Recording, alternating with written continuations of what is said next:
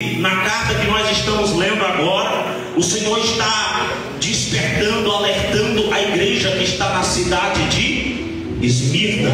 E a ordem do Senhor, o alerta do Senhor para que permanecessem fiéis até a morte, porque só assim eles iriam alcançar e receber do Senhor a recompensa da salvação, a coroa da vida, a vida eterna. A cidade de Esmirna, no momento que a igreja está recebendo essa carta, ela está sendo reinada por um rei, por um imperador da época chamado Tibério. Este homem, ele reina sobre aquela cidade, ele domina sobre ela. Trazendo para a nossa linguagem de hoje, é como se ele fosse o presidente daquele lugar. Ele é a autoridade suprema na cidade de Esmirna. Só que esse homem, ele não servia a Deus, ele não adorava a Deus. Muito pelo contrário, antes ele adorava deuses estranhos. A cidade de Esmirna, na época desse imperador, ficou conhecida por ser uma cidade muito idólatra. Se você andasse pelas ruas, nas praças, lá estavam estátuas de deuses estranhos. Lá estava a estátua do deus Poseidon, a estátua da deusa não sei o que. E dentro de todas essas estátuas, esse imperador chegou a levantar uma estátua dele mesmo, como sendo também um Senhor e um Deus. E a ordem dele era que a população daquela cidade, uma população que calcula-se aproximadamente 100 mil habitantes, que toda a população deveria o adorar, que toda a população deveria o reconhecer como Senhor, como Supremo, como Soberano, adorar os seus deuses, adorar a Ele. E interessante é, irmãos, que aquela cidade era uma cidade muito rica, muito próspera, por ser cidade beira-mar. O comércio humano naquela época, que era feito através de navios, de barcos, por aquela cidade ser beira-mar, ter portos, era muito movimentada, muito agitada, o comércio era grande naquele lugar, a cidade era rica. Só que para se desfrutar dos privilégios daquela cidade, para se desfrutar das regalias que tinha nela, tinha que servir Tibério, tinha que fazer parte do povo dele, tinha que fazer parte da gente dele, tinha que adorar os deuses dele. Mas no meio daquela cidade, dentro daquela cidade, tem um povo que é como eu, tem um povo que é como você, que adora aquele que é único, mano, o único Deus que há, o Criador dos céus e da terra. Dentro daquela cidade chamada Esmirna, onde havia um povo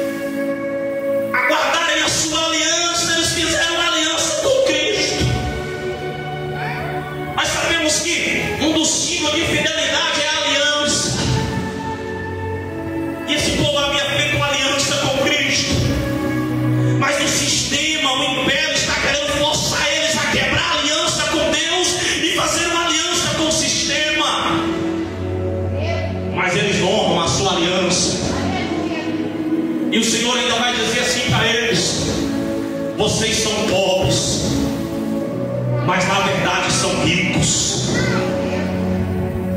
Eu sei as tuas obras e tribulações, pobreza. Verso 9 aí, para nós, obreiro João. Verso 9. O Senhor está dizendo: eu sei a opressão que vocês têm sofrido, eu sei a perseguição, a dor. Vocês estão pobres por quê? Porque recusaram desfrutar das regalias de Tibério, porque rejeitaram desfrutar. Irmãos, muitas vezes ser cristão nessa terra vai ser levar prejuízo. Não se render ao sistema nesta noite. Todo e qualquer prejuízo que você levar na terra em prol ao reino será recompensado pela coroa que você irá receber na eternidade. Todo e qualquer prejuízo que você venha receber na terra por causa da sua fidelidade para com Deus será recompensada na eternidade. E o Senhor está despertando esta igreja, irmão, a permanecer fiel até a morte. Vocês vão levar prejuízo, vão ser perseguidos. Vai valer a pena permanecer fiel, vai valer a pena manter a sua aliança. E o Espírito Santo me impulsionava, irmãos, e falava ao meu coração no dia de hoje. Quando eu olhava para essa mensagem, fazia uma pergunta para mim, que eu também quero fazer para a igreja nesta noite: até que ponto você está disposto a permanecer fiel ao Senhor? Até onde vai a sua fidelidade? Até onde você vai honrar a aliança que você fez com Ele? Até que ponto você está disposto a ser fiel ao Senhor? A acreditar que ainda que por um momento leve prejuízo, vai valer a pena ser fiel a Ele. E o meu coração foi se entristecendo, irmão. E eu fui ficando triste comigo mesmo. Eu fui olhando para a minha vida e fui pensando: Senhor, quantas vezes eu já quebrei a minha aliança com o Senhor? Quantas vezes nós já quebramos a nossa aliança? Quantas vezes nós fazemos uma aliança com o Senhor e nós quebramos ela? Irmãos, para que a gente usa aliança? Para que você usa aliança? Para a sua esposa saber que você é casado? A sua esposa não precisa ver a sua aliança para saber que você é casado. O seu esposo não precisa ver a sua aliança. A aliança é um símbolo que marca que você tem um compromisso quando você está lá fora. A aliança é para quem está lá fora ver. Aí tem gente que diz assim: para mim ser crente ninguém precisa saber, quem tem que saber é Deus. Não, você tem que ter uma aliança visível a todos que te encontram lá fora, e todos têm que saber que você tem um relacionamento com Deus. Quem tem aliança com Deus, quem tem compromisso com Deus, não é só Deus que sabe. Quem usa aliança não é só quem é da sua casa que sabe que você é casado. Quem tem aliança por onde você passa, olha e diz: é casado, tem compromisso. Agora vem me dizer que pode andar lá fora de qualquer jeito, que quem tem que saber que você é crente a Deus. Para com isso, irmão. Se você tem aliança com Deus, todo mundo vê a marca, todo mundo vê o sinal, todo mundo vê a aliança, todo mundo sabe que você tem um relacionamento e é comprometido com Ele. Estamos vivendo uma época que diz que quem tem que saber que eu sou crente é Deus. Quem tem que saber que você é crente é o mundo inteiro, porque você tem uma aliança com Ele. Eu fiquei meditando, irmãos, quantas pessoas têm quebrado a sua aliança com Deus por causa do que os outros falam.